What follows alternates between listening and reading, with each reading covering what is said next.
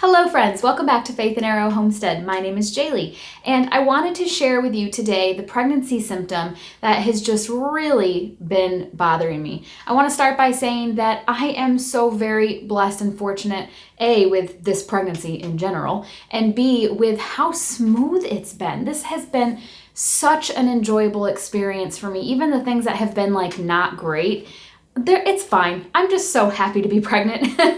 And as far as symptoms go, it's been really great. It's been a wonderful pregnancy. I'm very fortunate. I'm so very grateful. So I just wanted to throw that in there first before I bring up the symptom that's been hard for me. And so there have been a few things, especially I'm 19 weeks, guys. Can you believe that? I'm 19 weeks pregnant. That's crazy. It's been starting to get a little more challenging. I'm starting to have a harder time sleeping at night. I'm having to be very careful with my back. I have to really watch how much physical activity I do, which is difficult when you are helping run a 76-bed garden, a community garden. So I've had to really lean on other people, ask for help a lot, which is not something that I'm accustomed to, but still overall, not bad. So there is one symptom, however, that is really bothering me, and that is pregnancy brain. And to be honest with you, I really thought it was kind of a myth, or maybe not a myth, but over exaggerated. I always thought it was pregnancy brain. Well, I'm thinking of moms that have multiple toddlers that are working a full-time job and trying to cook dinner and trying to raise kids. I'm like, yeah, I'm sure you're forgetful. You're doing 500 million things. That's kind of where I always thought it stemmed from. It never even crossed my mind that I'd have pregnancy brain because I'm a first-time mom. I don't have any other kids. I'm not working full-time. What is there to affect my brain? I didn't think that would even be a thing. Oh, it's a thing. Boy, is it a thing, and I hate it. I hate it so much. First, before I get into it, let me backtrack really quick. For those of you who don't know, I've talked about it on this channel, but it's been some years now. I struggled horribly with anxiety, a little bit of depression, mostly anxiety. I had a panic attack disorder diagnosed. I was on anxiety medication, and then my whole story is I cut out seed oils, I turned my diet totally around, healed my gut, and in effect, healed my brain.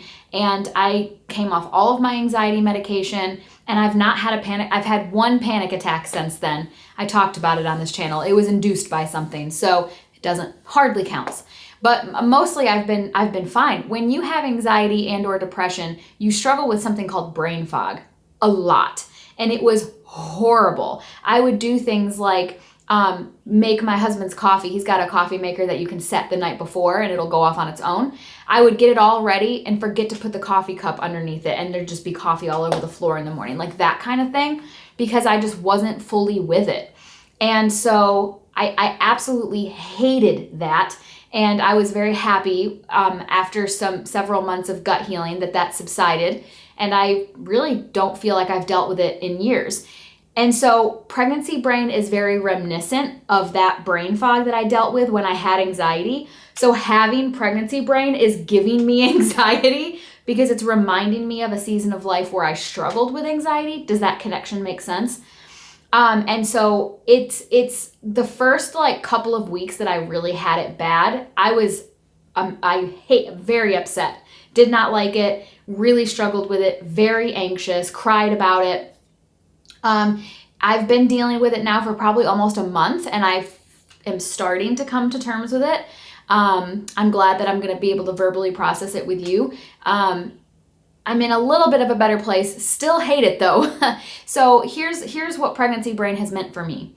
It has been a lot of brain lag, not fog necessarily, I wouldn't say, but brain lag. Somebody will be talking to me and I'll be in the conversation, and then all of a sudden I'll just be buffering.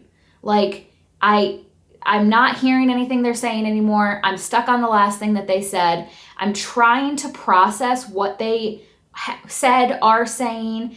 I haven't even gotten to the point yet where I'm formulating my own response because I'm just trying to hang on to what they're saying. And it's just, my brain is just literally operating at 25% capacity. And I'm like, hang on. And sometimes I'll stop people and be like, hold on. And I literally need to like come back. Like I have to reel it back in and be like, okay, function, Jaylee, function. And gosh, I cannot stand it. It's super embarrassing because literally like, I'm just like, hold on, I'm not operating at my best at this current moment. I need a minute. And, or if I don't know the person well enough to be funny like that, because I have said that exact thing to people. If it's like a new volunteer or somebody that I'm trying to talk to, I'll just be like, I'll just muddle through it, get through the best I can. And my responses to whatever they're saying are, and until I catch up, you know what I mean? Like I procrastinate giving them a response until my brain has had a second to catch up. That makes me sound stupid. And so it's very embarrassing. And then it's very aggravating. It's like, why is this happening? Like, you know, I like being on top of things, especially when I'm at the office. I like being quick and I like having answers and I like to keep a conversation going. You guys know, I get so many comments from people who are like, you talk too fast. That's just my brain. It's just who I am as a person. And so to be forced to slow down like that really bothers me. And then some forgetfulness. It didn't start with that. We're getting to that though. It's starting to come in. I'll forget names of things. I'll forget people's names. I have to focus really hard. Like if there's something that I know this is happening right now. There's something that I know needs to go on the grocery list because I have to go to the grocery store after work today. And I cannot remember what it is. It's driving me crazy. And then, something that I've started doing, I have an iPhone, so you know how you can like set alarms. I do some of that. If it's something that I'm gonna need to remember in the next few hours, I'll set an alarm. But if it's something that I know I'm gonna need to remember long term, I put it in my phone calendar. And sometimes it's like stupid stuff. Like we had Easter recently and we went to my mom's. She always gives us leftovers and I like to bring my own containers so that I don't steal hers. And so I literally put in my calendar at 11 a.m. before we were going to leave. Can't be too early before we leave or I'll still forget them. Has to be like right before we leave. Remember takeout containers. Put that in my phone, in my calendar. It's just so ridiculous. And I hate that I have to do that because that's not who I am. Like I'm good at remembering things. I'm good at staying on top of things. And it makes me feel efficient and responsible and like I'm an adult. And so the fact that I'm having to do these kinds of tricks now just to do basic things is really bothering me. So there is a level of forgetfulness. And you know, it just is what it is. However, I was having a conversation with one of the pastors at church about it because she was asking me how my pregnancy was going and I was telling her about this. And she said something that has really stuck with me that I've been thinking on. This was about a week ago, so I've really sat on this and processed it before sharing it with you. She said, pregnancy brain is God's grace to mothers because if mothers were capable of hanging on to everything, we would drive ourselves crazy. So it's God's way of forcing us to not hold everything all the time. And I thought, at first I was like, don't like that. But then as I've had time to like really process it and think about it, I'm like, okay.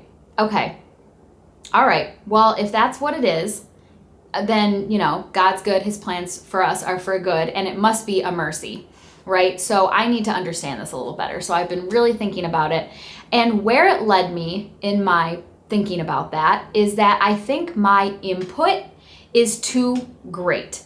Because I don't think it's a good thing for me to, I have been forgetting things in a way that has been inconveniencing other people. Like people have been relying on me for something and I just cannot for the life of me hang on to it. And I don't think that that's a good thing. I do still want to be able to be responsible and function as an adult. And so, okay, if I don't want to let go of that, but I'm being called to let go of something, what is there for me to let go of? That's where I landed on that. That's what I've been thinking about. And it made me realize that I, as a person, need to have constant input in my life all day long. Social media, scrolling on social media is one of them. However, I'm already pretty good about that. Like occasionally I'll have a day where I doom scroll too long, but mostly I've got that under control. I look at it in the morning after my Bible study, but before breakfast, and I look at it in the evening when I'm on the couch after dinner. I don't really look at it much during the day. So, okay, I already feel pretty okay about my social media consumption. What else? I listen to podcasts all day long. All day long, you guys. Podcasts, audiobooks, and YouTube videos. But I would say podcasts are my number one. And I mostly listen, wait for it, to political podcasts. Why am I doing that to myself? So not only is it adding a level of anxiety and a level of tension to my life, but it's also adding information for my brain to process. It's adding things for me to think about, topics for me to mull over and form opinions on. Am I saying that I need to stop caring about politics? No. But I do think in this current season that I'm in right now, it is not what I need to be focusing on. It is not where my attention needs to be.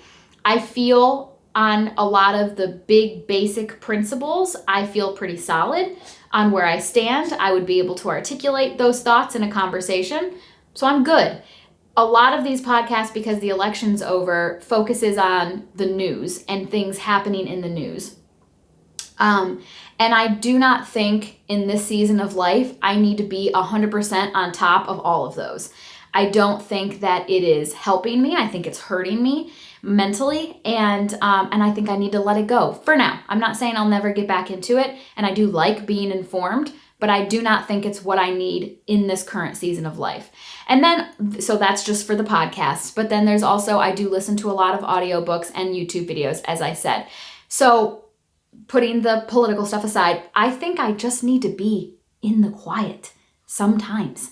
And I actually think this is a pattern that I have found with the Lord in my personal life. He will call me to rest right before a season of busyness. I've seen this multiple times now. So when I'm feeling really, really convicted about my busyness, I'll say, oh, okay, I think I'm being called to rest right now. That must mean a season of busyness is coming. And I have found that pattern to be true. So I think that that's true here too. I think I'm being called to be in the quiet because I'm about to not be in the quiet like pretty much ever again. And so why am I filling my days with constant chatter and constant noise and constant input when I'm already about to be overwhelmed with noise and input? And so I'm like, okay, thank you, Lord, for that nudge, because I don't know that I would have looked back on it regretfully, but now I don't have to wonder if I would because I'm doing that. So I have totally cut out listening to any of those things. I will still turn YouTube on in the morning when I'm eating my breakfast. But I mean, as soon as I left the couch after eating breakfast, I have it on when I'm in the kitchen packing my lunch. I have it following me around the house as I'm getting ready. I have it on in the car on my way to work. I listen to it at work sometimes, unless there's something that's like really mentally tasking that I have to focus on. I have these things playing in the background all day long, nonstop. I'm talking nonstop. And it's great. I've learned a lot. There's so much that I can attribute to the fact that I was growing in knowledge by listening to these things. That's not what I'm being called to right now. That's not the season of life that I'm in right now. And so I do think back to what my pastor said, that this is God's grace, saying, listen, you're trying to carry and hold on to too much. I'm asking you to lighten your load, to let go of some of this, and to live in a season of quiet. Not necessarily rest. I don't think I'm being called to rest in any way right now. In fact, this is probably one of the busiest seasons of my life ever with everything that I have going on right now, some of which I've not been able to share yet. So I think I'm being called to just like, for my brain to let go of some stuff. My brain is holding on to too much. So that's why I can't even remember to bring takeout containers to a holiday meal, because I am thinking about the latest news case and the listening to the audiobook that I'm listening. You know what I mean? It's just too much input. So I think that is contributing to the severity of my pregnancy brain. I don't think that's what's causing it. I think it's the hormones and everything, but it's contributing to how badly it's affecting me. It's literally like decreasing my quality of life. It's really emotionally impacting me the pregnancy brain. And so, okay, I'm listening. What needs to happen here? What adjustments need to be made so that I can be less unhappy with this whole situation? So I just got done filming the video that you're watching literally a minute ago, and I realized that I forgot to mention a point that I wanted to make, having to do with what I just said, and that is that I'm being called to be in the quiet more.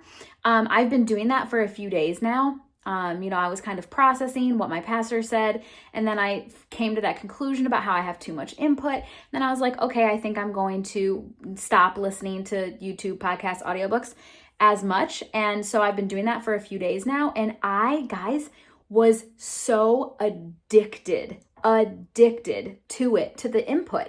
And I had no idea. Like, I know that social media is addicting and I feel that. But I had no idea that like podcasts and audiobooks and whatnot would be addicting. They definitely are. And it was actually a real struggle the first couple of days it's still honestly a struggle. I think about it a lot. I'll be in the quiet and I'll be like, I really want to put a podcast on or something. And I have to fight that urge to do it and choose to stay in the quiet. It's so interesting. I mean, really had no idea I was going to be addicted like that. It has been wonderful. I'm already seeing results from this choice because as I'm in the quiet, doing whatever I'm doing, work, kitchen stuff, outside stuff, wherever I am, whatever I'm doing, where I'm choosing silence, quiet, my brain is able to actually process and think through things that are pertinent and really pertain to my everyday life, things that I was not giving my brain a chance to think about or process, that was lending itself towards forgetfulness. Because if you think of something more than once, it helps it stick in your brain. So like for example, how I was explaining to you guys that I have things in my calendar to help me remember. I find myself during those quiet moments thinking about those things, thinking about the things that I have in my calendar as reminders and just thinking about them. Like I have an upcoming appointment and I have found myself a couple of times now thinking about that appointment. It comes into my brain and I'm like, oh yeah, I've got that coming up. That's this day, it's at this time. I think while I'm out there, I might also try to do this. What else can I do that day around that time slot? Like I'm thinking about it. Whereas if I had a podcast on in that moment, it never would have entered my brain. And even though the thinking about it may not have produced anything particularly productive in the moment, the fact that I thought about it again helps it stick in my brain. So I'm less likely to forget it in the future when it's important and I need it. I also have a couple of family members right now who are sick and I find myself thinking about them a lot. I find myself internally saying a prayer for them more than I would have if I only included it in my morning prayers. And I actually am filling the quiet with productive thinking. And that is what's combating the pregnancy brain. That it's doing exactly what it was supposed to do by cutting out all of that unnecessary noise and input. So I wanted to say that, I forgot. So I'm just plugging this in here. There we are, friends. That's where I'm at. That's where I'm at with the whole thing. And I just wanted to mention that because, as mothers and mothers to be, things are changing. Things are changing. And I want to be sensitive to that.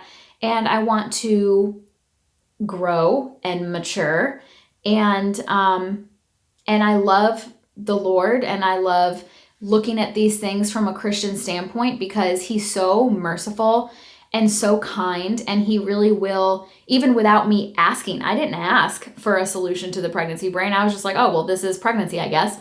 But even without me asking, He's led me to not only a solution, but in a way that is helping me grow and mature and just continue to lay the spiritual foundation. It's actually been very emotional for me because I feel this is one of the first times in my parenting journey that the Lord has guided me and helped me. And that gives me a lot of encouragement going into this parenting journey because I'm nervous. From an emotional standpoint, when she gets a little older and I'm having to help teach emotions and emotional regulation and just teaching them how to human.